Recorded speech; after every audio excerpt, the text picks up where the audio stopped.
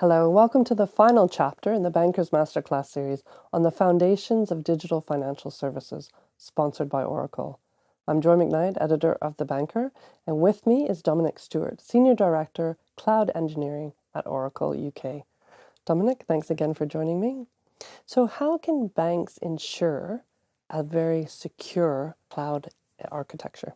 Cloud has matured. Okay, it was the case that all of the collective investment and of intellect was applied to on-premise deployments, and that was, superior in some regards to cloud. That pendulum has changed, and generally speaking, cloud is more secure for enterprises, and that's because of things like platform as a service, so things are upgraded all the time. You don't have that upgrade and that technical debt that happened with on-premise deployments. It's also to do with the fact that the concept of fault domains and availability of domains and regional domains in the UK, we have a 3 availability domain. All of our data centers have 3 fault domains, which means they're all separate, so that's high availability, and then 3 separate data centers within the metropolitan area, and then separate regions within the UK, actually. So we have Newport as well, which gives really fantastic availability and resilience within an infrastructure that's really designed to give that. So there is absolute advantage to both security and resilience with a well-architected cloud deployment these days. But then what are the main threats when it comes to disaster recovery in a cloud environment? Yes, I think if we ask most of our customers, they'd be worried about communication. What happens if their internet goes down, things like that. And it's more resilient than you think these days, but that is a worry.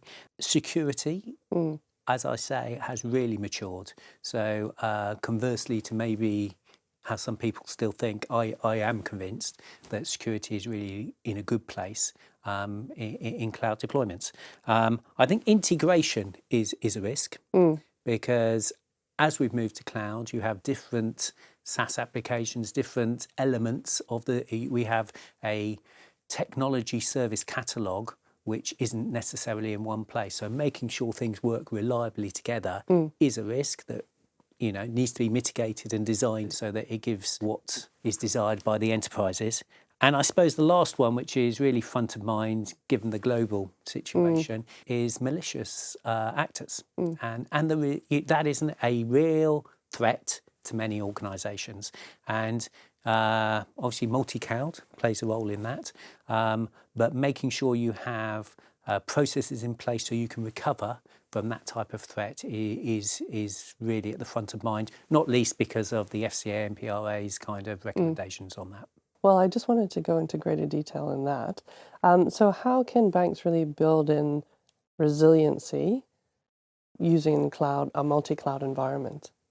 It is an extension of disaster recovery. And whilst there is multi-region and multi-availability domains within most cloud deployments, certainly within ours, there is also, that isn't the only element. That's more high availability than DR, because in this case, it isn't just technology, it's people and process.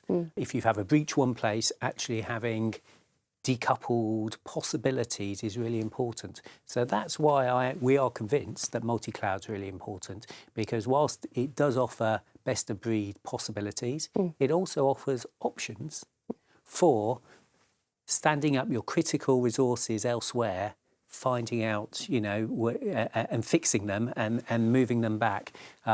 As with all DR, forever it has been the way that it's only as successful as you test it. So kind of testing those resilient models is what we spend a lot of our time doing. But particularly the option of having a separate, decoupled possibility with the organisation within enterprises, financial services organisations, is definitely seen as being enormously valuable. Well, thank you so much, Dominic. So that concludes the Banker's Masterclass series, sponsored by Oracle, on the foundations for digital financial services. Thank you very much to the audience for watching.